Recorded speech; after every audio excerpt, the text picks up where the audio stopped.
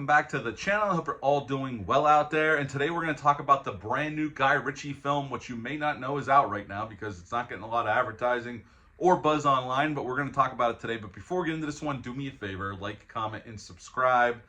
Subscribe.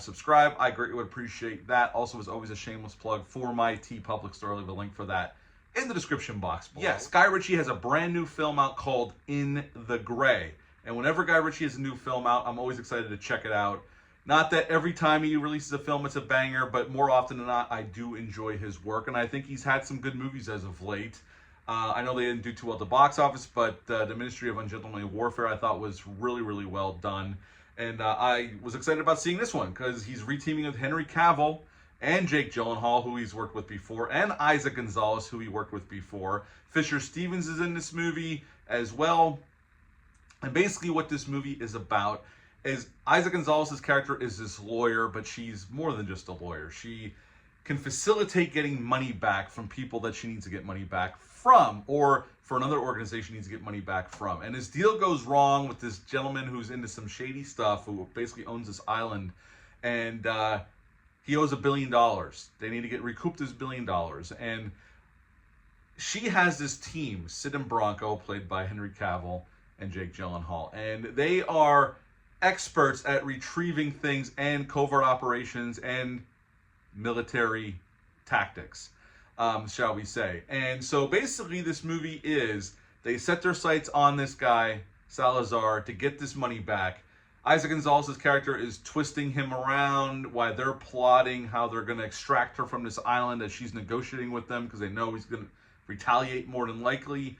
And pretty much that is the movie. And they successfully get the $1 billion back. And then she gets kidnapped 3 months later because things weren't by Salazar, because things weren't returned to him on time, because the law firm that she was helping screwed her over. So now they have to go back in, use the equipment they had in place, and get her out. And pretty much the last 25 minutes to a half hour turns it into one big long action set piece, which is really well done by Guy Ritchie. I don't want to spoil too much, but really what to like about this film, Guy Ritchie's direction. I think it's a really well directed film. He produced, wrote, and directed this film, as Guy Ritchie tends to do a lot of the times. This movie's only, it's like an hour and 38 minutes long. It's not, it gets to the point and we're off to the races. There's not really any fat here on this story. And honestly, this movie, like I said, the first 3/4 of the movie is set up. Like, we see our team in place. We're seeing very competent people, really good at what they do, making really great decisions on how they're going to accomplish this goal.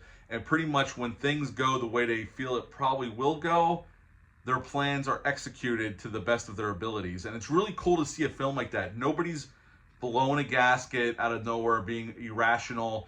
Our team is cool, calm, cool, and collected. They're following their protocols. They're doing what they know how to do. And it's kind of refreshing to see that there's not, people aren't overreacting to stuff or getting emotional in times where they can't afford to be emotional, because if they do, they're going to get killed. So, in that aspect, it was fun watching them set all this stuff up, how they plan everything, purchasing all their equipment. Like, it really does run the gamut. But the story's always moving forward to the goal of what our team is trying to accomplish here. It's kind of like a heist movie, but not really. They're really trying to get back money that they're owed from Salazar. Like, he kills this guy and he owed $1 billion, and now they're trying to recoup that money. Now they're doing it legally and in the gray areas of not quite legalities. And that's where Jake Gyllenhaal's character and Henry Cavill's character come in. The cast is great here. I love Henry Cavill, Jake Gyllenhaal together. Their banter together is great. You can tell they have really good chemistry together, and you can tell, as without even getting a really much backstory, we get a little bit, but you can tell these two gentlemen have been working together for a very long time, and they're like brothers. They're very much like brothers. And then Isaac Gonzalez's character, the three of them together is phenomenal. They're great together. And we saw Isaac Gonzalez with Henry Cavill in the Ministry of Ungentlemanly Warfare, and she was great there, and she's a rock star here as well. Fisher Stevens is fun to see pop up here as the lawyer for Salazar, and he gets flustered by Isaac Gonzalez because, she's very smart and very cunning, and he wasn't expecting that, so it's kind of fun in that aspect. Is this top tier Guy Ritchie film? No, but I think it's a lot of fun and it's really well made. I thought it was. And Guy Ritchie likes to do a lot of the action for real, and most of the action is done for real. Real explosions, all that stuff, stunts with the cars and doom buggies that are driving, motorcycles, and I'm here for it. Why this movie isn't getting advertised a lot? I mean, Black Bear Productions is putting this out, and I saw they released Jason Statham movie back in January. Why no other studio picked this up, or even a streaming service? Because this is better than 95% of the shit that drops on streaming services. I'm looking at you, Netflix. I don't know why this movie's kind of escaping into the world. I saw very little advertising. They released a few trailers on YouTube and online, but really, I saw a couple Guy Ritchie interviews floating around this week and a couple hits by Jake Gyllenhaal. I know Henry Cavill's busy filming the new Highlander movie. But it puzzles me why this movie had a hard time getting a release, or why it wasn't hyped up more. With the cast they have, and it's a Guy Ritchie movie, I know the last few movies weren't box office hits, but still, this is a solid piece of summer action. It's pretty smart too, entertainment, and it's a fun ride. It really is, and I don't know why it's kind of getting just escaping into the world and not a lot of people are talking about it, but I'm going to talk about it here, and I saw a few other YouTubers review this one. So if you're a fan of Guy Ritchie and you're a fan of R-rated action movies, again, there's not as much action as you would think by the trailer, especially in the first 3 quarters. There's some action, but most of the action is negated for the last quarter of the movie. It turns into an all-out action set piece for the last quarter of the movie for the most part until we wrap it up. Rosamund Pike's in this movie as well. She's a smaller role, but she's good here as well. As the lawyer for this big law firm that Isaac Gonzalez is trying to get this money back for. So she's in here as well. So it has a great cast and everybody's good here. I would say the one downfall, besides the fact this isn't top tier Guy Ritchie, but this is a very solid, fun movie, is the bad guy, Salazar. I never felt, he's kind of like this bad guy, has his finger in many pies, doing illegal stuff and some legal stuff.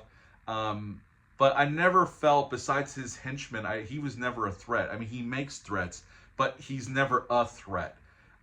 It's more his henchmen that are around, or the people he can buy off, like the cops that he owns, or these enforcers that he brings in. But he's not really a threat himself. I never felt him threatening. I never felt that any of our people we're rooting for were ever in any danger around him. So I guess I would say that the bad guy himself is more talk than anything, and I never felt like, he really, in the grand scheme of things, he really wasn't no match for our heroes, which is fine. But again, this is a very solid, very fun action spy kind of heist movie. And I would give this one an 8.5 out of 10. I really enjoyed it. I'm glad I checked it out. My Regal was playing it, so I decided to go over and check it out just before I just got home, like 10 minutes before I hit record. But yeah, if you're a Guy Ritchie fan and you just want an R-rated heist action movie with a great cast, you could do a hell of a lot worse. Like I said, an 8.5 out of 10 for In the Gray. Have you ever heard of this film? Are you planning on seeing it or checking out when it's a hit streaming or home video? Leave a comment down below. Let me know. Are you a fan of Guy Ritchie? What's your favorite Guy Ritchie movie? Leave that comment down below. Let me know. That's it for this one, but until next time, bye.